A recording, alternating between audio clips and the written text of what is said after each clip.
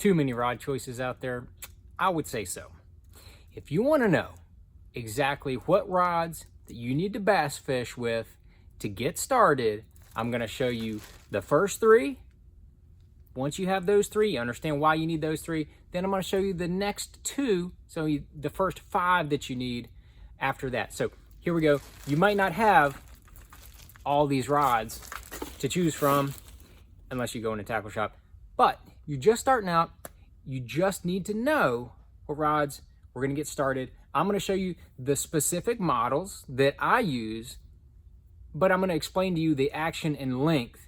Hopefully that will all make sense to you once we go through those. But we're going to start out with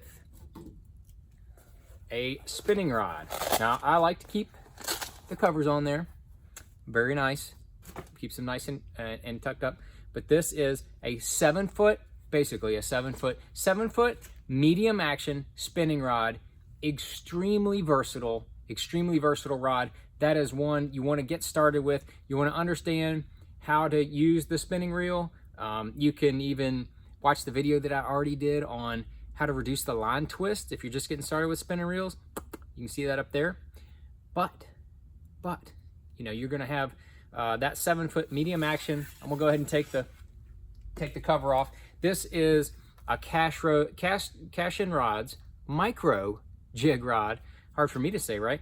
Micro Jig Rod. It's a 7-1 medium action. It's actually like a medium heavy, but don't get too tied up into that. I designed this thing for throwing, you know, Ned rigs, shaky heads, micro jigs, especially. That's why it's got micro jig on there. But a 7-foot medium action is really, that's the key. That's what you need to get started. You could even throw, you know, topwater baits, jerk baits, some crank baits, you know, anything. It's very versatile. As I said, and if you needed to, you could throw a drop shot on there. It's just a very versatile Neko rig, Nico rig, however you want to call it. You can throw that on there as well. Very versatile, 7-foot medium to medium heavy, somewhere in there. This is like a medium fast. They call it medium heavy, but that's what this is right here. The Cashion Micro Jig Rod. And like I mentioned before, the link, model, all that description is in the bio down at the bottom in the description. So you'll see that. That's rod number 1. Rod number 2 that we're going to go to is a Baitcaster. And if you don't know how to throw a Baitcaster, you know, you can see videos I've done in the past on that. But the one I want to start with is a 7-foot heavy. I don't want to start with a medium heavy. I like the heavy. It's a little more versatile for me. Can do more things with it. And the one I'm going to suggest to you is a 7-foot Frog Rod by Cashion. I designed this rod. It's got the neck size. It doesn't have the micro guides on there. It's got the neck size up. That is really effective for when you're fishing more in the slop, which is what you would do with this Spro Frog.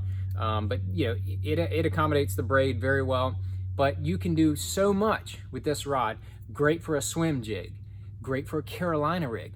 Great for casting a jig. You know, whether it's a regular type jig or it's a football type jig, doesn't matter. It's really good for that. If you want to cast a worm, good for that as well. You could even throw, you know, spinner baits and buzz baits on this rod if you needed to.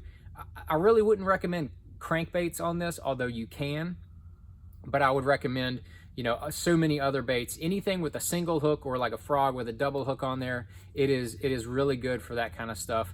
So that's going to be my next recommendation, is a 7-foot heavy action. And again, this is the Cashion Frog Rod. It's my baby. I've caught thousands of fish on that rod right there. The next one is going to be a 7.6. So that's getting up to what you call a flipping stick. A 7.6 medium heavy flipping stick. I don't recommend a heavy flipping stick because it is not near as versatile as that 7.6. That 7.6, this is the Cashion Elite Rod right here. It's the model number is down there at the bottom. You can see that. But what you're looking for is 7.6 medium heavy. You can do a lot of light flipping and pitching. You know, up to 22 pound test on your flipping. Throw a little missile baits D-bomb or whatever your small flipping is. You can flip a jig with it. You can do casting. You know, with bigger baits. You can, you know, you want to get into the bigger swim baits right off the bat. You can do that with this rod. a lot of stuff you can do with that 7.6 medium heavy. You can even throw a Carolina rig if you need to. I'd recommend the 7-foot heavy more for that, but you could do that on this right here. Very versatile. This is you know, flipping and pitching. This is the baby right here. This is the one. This is my guy, my homie, my bro. It's what I would recommend. So those are the first 3 that I would start with. You know, and that'll cover you in so many ranges. So many, I mean, from clear water, dirty water, stained water, whatever you want to do. That frog rod, you can throw spinner baits on that. You can throw big spinner baits on this if you know, you're going to 3/4 ounce or 1 ounce, going deeper. Just a lot of different versatility. But if you're going to add 2 more rods to that mix, you're going to add two more rods to that mix. The number 1 rod I'm gonna go with will actually be number 4. But after those first 3, we're gonna go to what I call what's the Cashion Drop Shot Rod. It's a 7-foot 4-inch, a little bit longer spinning rod, and it's got the little handy keeper down here at the bottom. But you want to add a longer medium action spinning rod, and what you want to do that for is you're gonna have so much more leverage when you're casting out there and you hook up with these fish. I've noticed that when I'm fishing a drop shot, that's exactly why I designed this. This rod's counterbalanced. It's got weight in the butt of the rod, so it helps keep the tip up. It's great for the Neko rig. That longer spinning rod's really good for the Neko rig. You could even throw a spy bait, something like that on there, smaller jig heads, finesse swim baits. You know, you can throw a shaky head on there, but the rod's got you want to make sure that other rod that you get has got a little softer tip so that you can throw, you know, 6 and 7 pound test and not worry about breaking the line. And that's exactly what this rod right here does. But you could also go up to a 10 or 12 pound leader with a longer spinning rod, like that 7.4, 7.3 maybe if you need to, 7.3, 7.4 length, and still have lots of leverage and lots of power in the rod, but you're not going to be so strong that you're going to overpower anything. So that would be my next recommendation. And again, that model is down in the description. You can see that.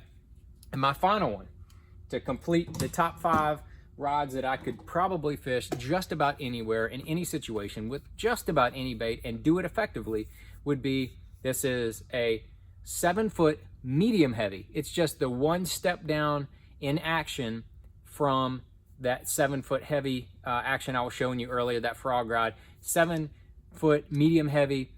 This is where all your top waters, your spinner baits are definitely more effective with this. You could get away with throwing most any type of crankbait that you wanted to throw without actually having to get a crankbait rod. That would be, you know, probably like 6, 7, 8, somewhere in there would be at least 1, if not 2 crankbait rods if I'm going to start adding after this top 5.